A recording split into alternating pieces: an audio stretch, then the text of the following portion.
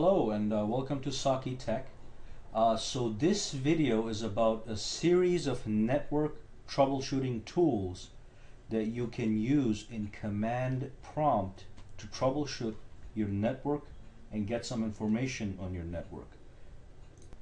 So in this video we're going to go over 4 commands: the IPCONFIG command, the NSLOOKUP command, the ping command, and the TRACERT, the trace route command. So let's start with IPCONFIG for now. Okay, so the first command that I want to go over is the IPCONFIG command. The IPCONFIG command is a very common and very useful tool. It displays the current information about your network. So it will give you basic information such as your IP address for the computer that you're stationed on. It will give you the IP address of your router. It will tell you where your DNS servers is, where your DHCP servers are. So let's type in the basic IPCONFIG command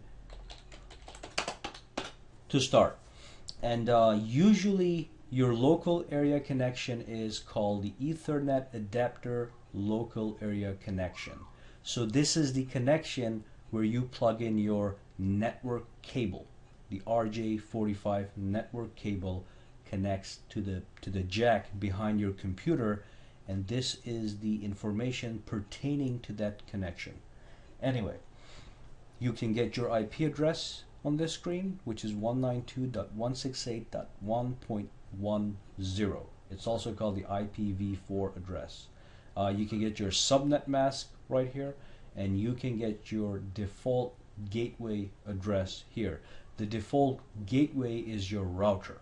So now I know the IP address for my router by looking at this screen. As you can see, you don't get much information about your local area connection here.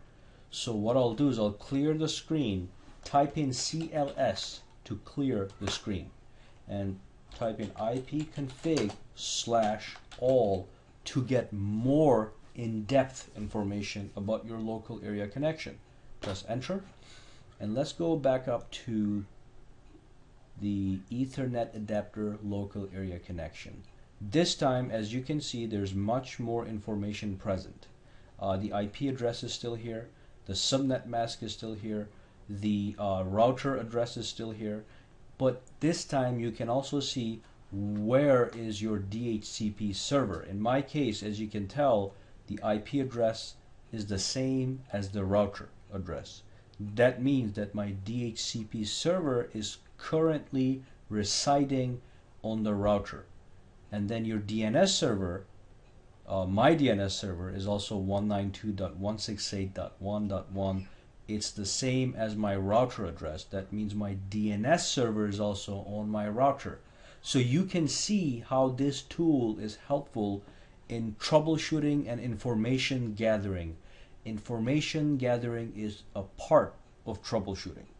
So, when it comes to networks, DNS, DHCP, the default gateway, the subnet mask, these are all important keywords, and you can get the information about these guys right here. So if you were trying to troubleshoot the DNS server, you can beforehand type in the IPCONFIG command and find where the DNS server is. So in my case, it's in the router. So I would go to the router settings to tweak the DNS server. Okay, so let's move on to the next command. This is all I want you to know about the IPCONFIG command. So clear the screen and let's get on. Okay, so one of the commands you'll be using a lot for network troubleshooting is the ping command.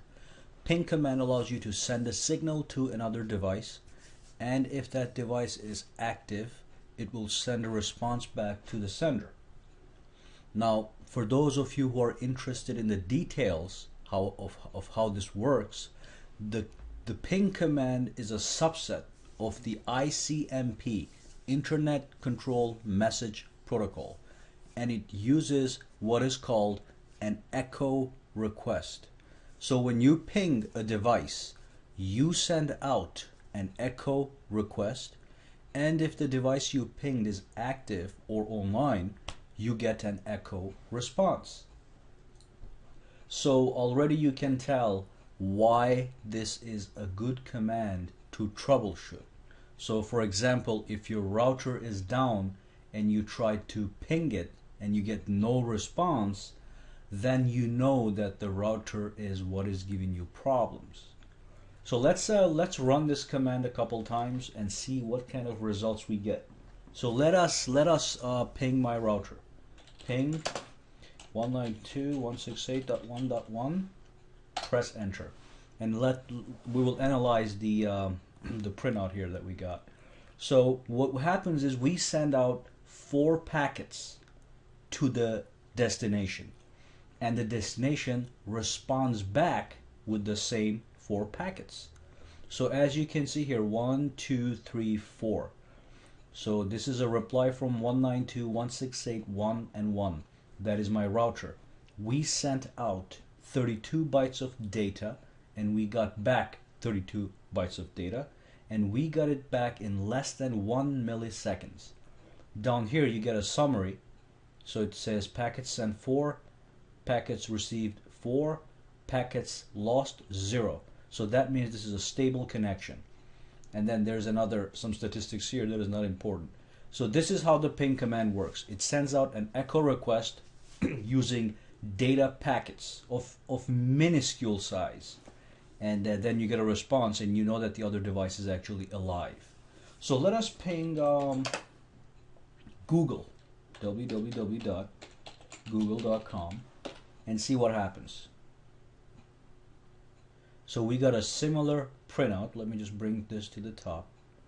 And as you can see, this is the IP address of Google, and that is where we got the response from. As usual, we sent out 32 bytes of data, but as you can see, because Google is far, far, far away and not in my basement, it took 29 milliseconds to send to get a response from Google.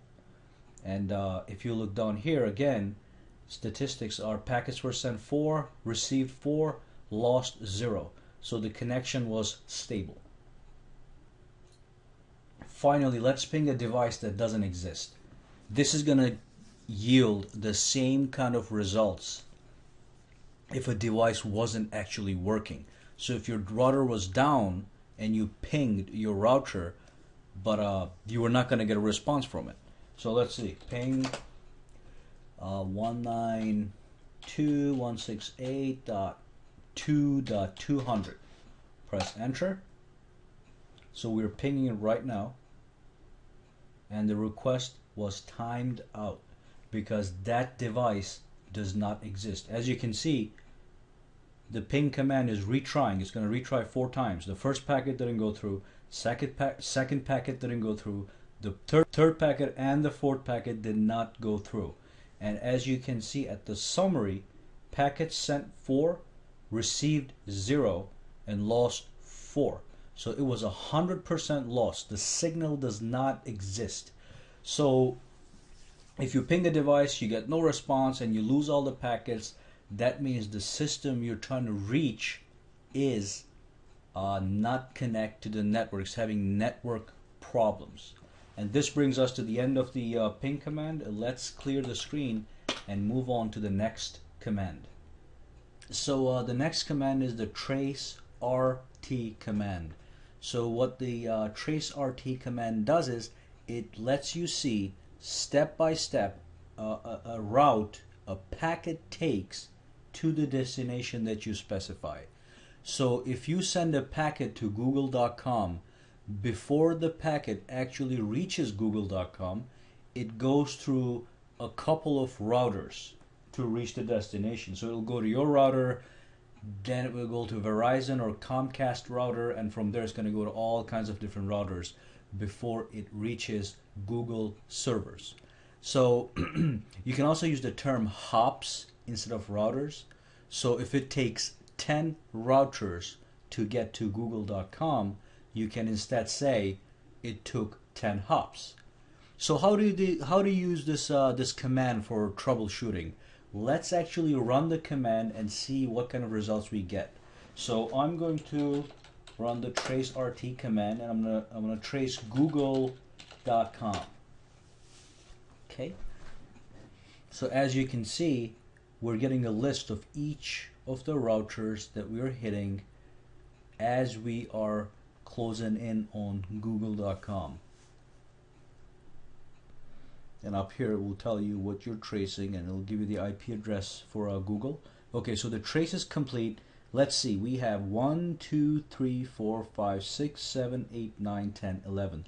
We went through 11 hops, 11 routers before we actually reached google.com.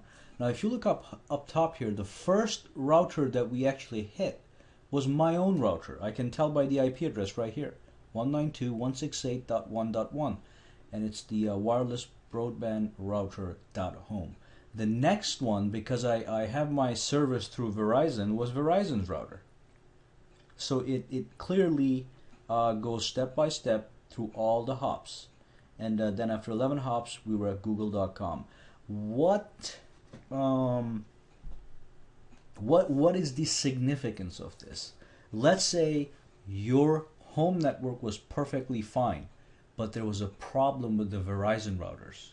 You can run the TRACERT command, and if there's any problems here, it will actually tell you what the problem is. It could say things like request timed out, destination unreachable, or it could also say that instead of 16 milliseconds, it could be saying like 5,000 milliseconds, just to give an example. And I don't think you'll ever see that. But so if the request times out, that means the problem lies with one of the routers that has to do with Verizon. And then you can call Verizon and you can tell them, hey, you guys are having a problem because I know that my router works because I ran the TRACERT command.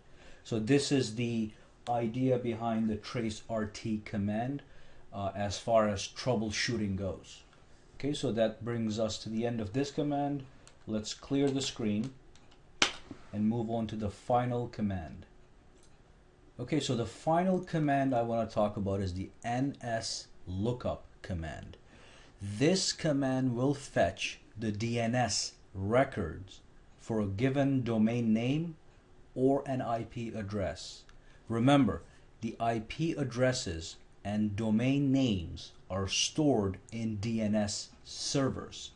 So the NSLOOKUP command lets you query the DNS records to gather information. So let's say I wanted to know the IP address of google.com. I could simply type in NSLOOKUP and type in google.com, press enter, and let's analyze this printout. So the first two lines here show you which DNS server was used to get these results. My DNS server happens to reside on my router. As you can see, 192.168.1.1 is my router. So that is also my DNS server. And the answer that we got was this. All these IP addresses here are Google's IP addresses. Now Google is a huge website. Obviously it's not going to have one single IP address, and obviously the IP addresses will change from time to time.